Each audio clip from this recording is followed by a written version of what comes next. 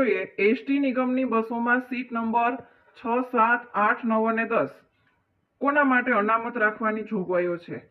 6, 7, 8, 9 અને 10 કોના માટે અનામત રાખવાની જોગવાઈ છે? તો એસટી બસમાં કુલ અનામત સીટ હોય છે 13. કુલ અનામત સીટ હોય છે 13. એમાં 1, 2, 6, 7, 8, 9 અને 10,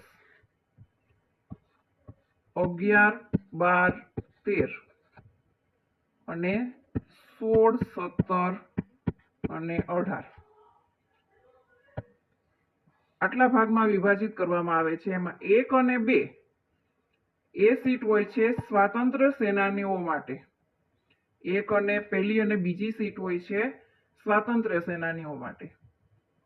પછી 6, 7, 8, 9 અને 10 એ હોય છે મહિલાઓ માટે એટલે કે સ્ત્રીઓ માટે. પછી 11, 12 અને 13 એ સીટ હોય છે ધારાસભ્યશ્રીઓ અને સંસદ સભ્યશ્રી માટે. 11, 12 અને 13. એના પછી છે 16, 17 અને 18 એ સીટ હોય છે વિકલાંગ માટે. એ સીટ હોય છે વિકલાંગ માટે. આપણે અહીંયા પૂછ્યું છે 6 થી 10 એ સીટ કોના માટે હોય છે? 6 થી 10 છે એ સ્ત્રીઓ માટે હોય છે. અહીં આપણો જવાબ આવશે ડી.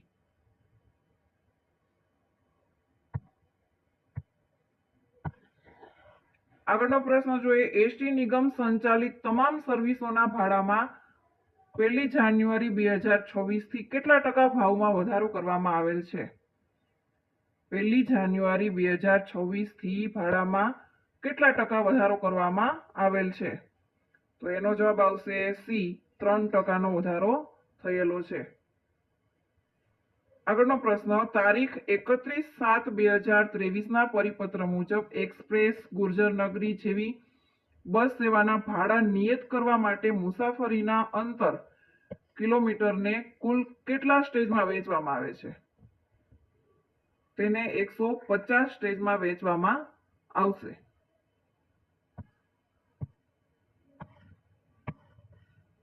ત્યાર પછીનો પ્રશ્ન જોઈએ જીએસઆરટીસી ની બસ બુકિંગ સુવિધાઓ માટે ટોલ ફ્રી નંબર કયો છે?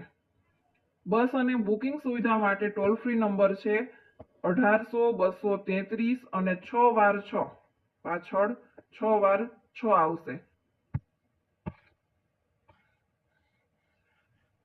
ત્યાર પછીનો પ્રશ્ન જોઈએ સામાન્ય રીતે જીએસઆરટીસી દ્વારા મુસાફરોના મહત્તમ કેટલા દિવસ પહેલા ઓનલાઈન ટિકિટ અનામત એટલે કે રિઝર્વેશન ચાલુ થાય છે?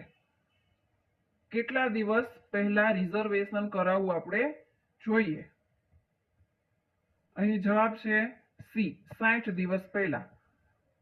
તમારે મુસાફરી કરવી છે તો 60 દિવસ પહેલા તમારે રિઝર્વેશન કરાવવું પડે. આગળનો પ્રશ્ન જોઈએ કેટલા વર્ષ સુધીના બાળકની ટિકિટ નિઃશુલ્ક હોય છે? કે કેટલા વર્ષ સુધીના બાળકની ટિકિટ લેવામાં આવતી નથી? પહેલા હતું 3 વર્ષ માટે. 3 વર્ષનું બાળક થયું હોય ત્યાં સુધી તેની ટિકિટ લેવામાં આવે નહીં. હવે અત્યારે 5 વર્ષનું બાળક થાય ત્યાં સુધી એની ટિકિટ લેવામાં આવતી નથી. એટલે કે 0 થી 5 વર્ષ સુધીનું બાળક હોય તેને મફત મુસાફરી કરવામાં દેવામાં આવશે.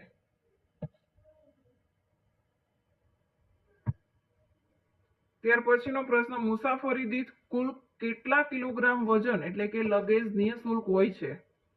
મુસાફરી દીઠ એટલે કે એક મુસાફરને કેટલા કિલોગ્રામ વજન લઈ જવામાં આવે છે? તો એનો જવાબ છે 25 કિલોગ્રામ. જો બાળક હોય તો તેને 12.5 કિલોગ્રામ. બાળક હોય તો એની અડધી ટિકિટ હોય અને એને 12.5 કિલોગ્રામ લઈ જવા દેવામાં આવે છે. બાળક કોને ગણવામાં આવે? કે જેની ઉંમર 5 થી 12 વર્ષ સુધીની હોય તેને બાળક ગણવામાં આવે અને તેની ટિકિટ હોય છે અડધી ટિકિટ લેવાની હોય છે અને એનું વજન 12.5 કિલોગ્રામ. અહીં એનો જવાબ આવશે 25 કિલોગ્રામ કે એક વ્યક્તિ દીઠ 25 કિલોગ્રામનું લગેજ તે લઈ શકે. આગળનો પ્રશ્ન છે જીએસઆરટીસી ની સ્થાપના ક્યારે થઈ? જીએસઆરટીસી ની સ્થાપના થઈ છે 1 મે 19 60 થી।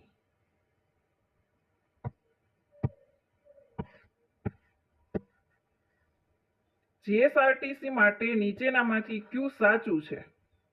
જીએસઆરટીસી માટે નીચેનામાંથી કયું વિધાન સાચું છે? એમાં આપણે 4 ઓપ્શન આપેલા છે તે જોઈએ કે 16 ડિવિઝન હોય, 125 ડેપો અને 226 બસ સ્ટેન્ડ। એમાં પહેલો ઓપ્શન છે એ સાચો છે કે 16 ડિવિઝન હોય છે, 125 ડેપો અને 226 બસ સ્ટેન્ડ હોય છે।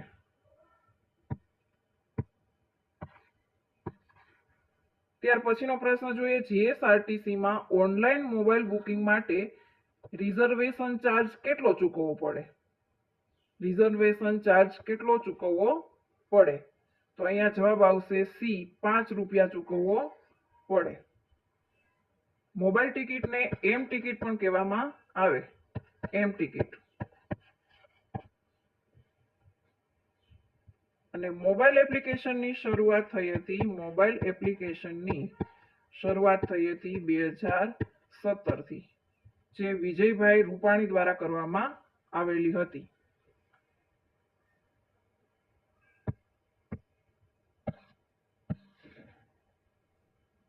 ત્યાર પછીનો પ્રશ્ન છે, જીએસઆરટીસી માં એડવાન્સ બુકિંગ કરાવેલ ટિકિટ 6 થી 60 દિવસની અંદર રદ કરવામાં આવે તો મૂળ ભાડાના કેટલા ટકા કેન્સલેશન ચાર્જ વસૂલાત કરવામાં આવે?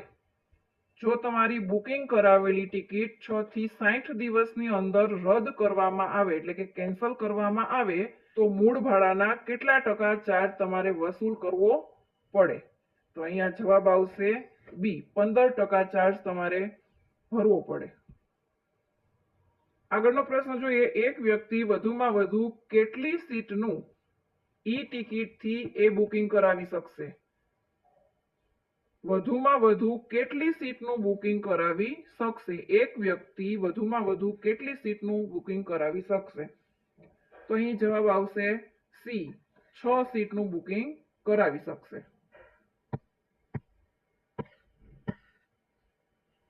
ત્યાર પછીનો પ્રશ્ન છે, એસટી નિગમ કઈ પરમિટ હેઠળ બસોનું સંચાલન કરે છે? એસટી નિગમ છે એ કઈ પરમિટ હેઠળ બસોનું સંચાલન કરે છે? અહીંયા જવાબ છે સી, સ્ટેજ કેરેજ। અહીં બે પ્રકારની પરમિટ હોય છે, પહેલું છે એક સ્ટેજ કેરેજ અને બીજું છે કોન્ટ્રાક્ટ કેરેજ, કોન્ટ્રાક્ટ કેરેજ। હવે જીએસઆરટીસી પર બધી બસો ન આપેલ હોય ત્યારે તે સ્ટેજ કેરેજ પર કામ કરતી હોય છે અને સ્ટેજ એટલે જે નિયત રૂટમાં જ ચાલે અને બધા સ્ટેશને ઊભી રહેતી જાય અને દરેક મુસાફર પાસેથી બસનું ભાડું સ્ટેજ પ્રમાણે તે લેતી જાય, એટલે અહીં એનો જવાબ આવશે સ્ટેજ કેરેજ।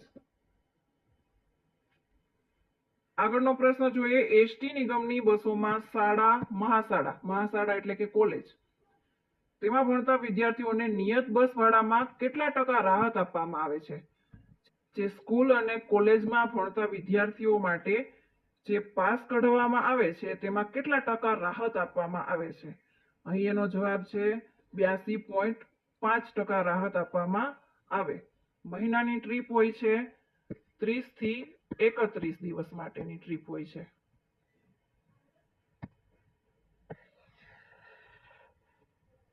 ત્યાર પછીનો પ્રશ્ન છે, ગુજરાત નિગમ દ્વારા મહિલા કંડક્ટરોની ભરતી ક્યારથી શરૂ કરવામાં આવી? જે બસમાં મહિલા કંડક્ટરોની ભરતી થઈ છે તે ક્યારથી શરૂ કરવામાં આવી? વર્ષ 2012 થી શરૂ કરવામાં આવી। તો વર્ષ 2012 માં ભરતી થઈ હતી ત્યારે મહિલાની સંખ્યા હતી 181 મહિલા કંડક્ટરની ભરતી કરી હતી। ત્યાર પછીનો પ્રશ્ન જોઈએ, એસટી ના ભંગાર માલ સામાનનું વેચાણ કરતી એમએસટીસી કયા શહેરમાં આવેલી છે? એમએસટીસી છે એ કયા શહેરમાં આવેલી છે? તો એનો જવાબ છે એ, તે વડોદરામાં આવેલી। અને એમએસટીસી નું ફૂલ ફોર્મ છે મેટલ, એમ એટલે મેટલ। અને એસ એટલે સ્ટ્રેપ અને ટી એટલે ટ્રેડ અને સી એટલે કોર્પોરેશન.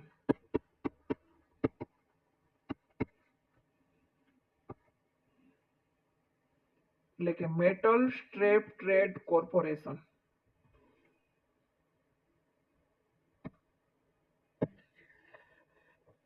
જીએસઆરટીસી નીચેના પૈકી કઈ વિશિષ્ટ સેવા પૂરી પાડતી નથી?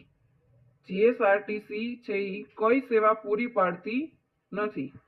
અહીં તમને 4 ઓપ્શન આપેલા છે, એ, બી અને સી અને ડી. પહેલા ઓપ્શનમાં છે તહેવારો દરમિયાનની સેવા, એ પણ પૂરી પાડે છે. તીર્થધામોને જોડતી સેવા, એ પણ પૂરી પાડે છે. શાળા કોલેજોને જોડતી સેવા, એ પણ પૂરી પાડે છે. અને ડી કે હોસ્પિટલોને જોડતી સેવા, એ પૂરી પાડતી નથી. એટલે અહીંયા જવાબ આવશે ડી.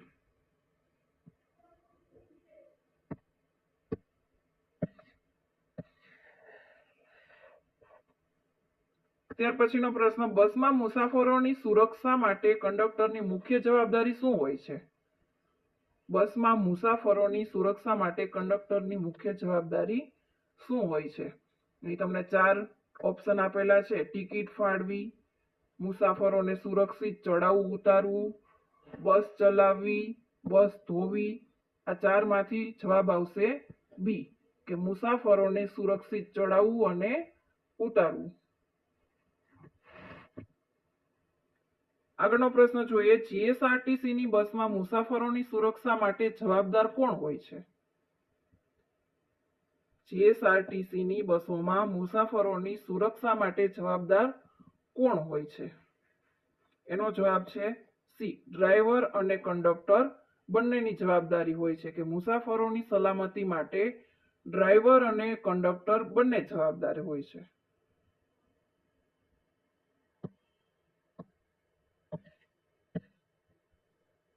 આગળનો પ્રશ્ન જોઈએ, જીએસઆરટીસી માં ઈ ટિકિટિંગ નો મુખ્ય લાભ કયો છે? એનો જવાબ છે બી, પારદર્શક અને ઝડપી ટિકિટ વ્યવસ્થા.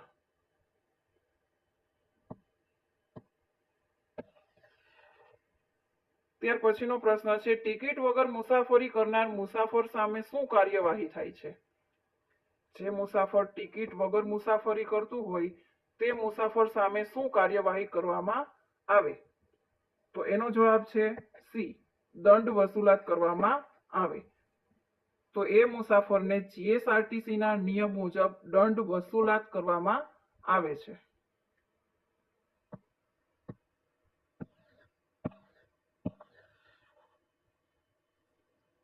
આગળનો પ્રશ્ન જોઈએ, વે બિલનો ઉપયોગ શા માટે થાય છે? વે બિલનો ઉપયોગ શા માટે થાય છે? એનો જવાબ છે બી, મુસાફરો અને આવકની વિગતો નોંધવા માટે. વે બિલમાં મુસાફરોની સંખ્યા અને આવકની વિગતો નોંધાયા છે.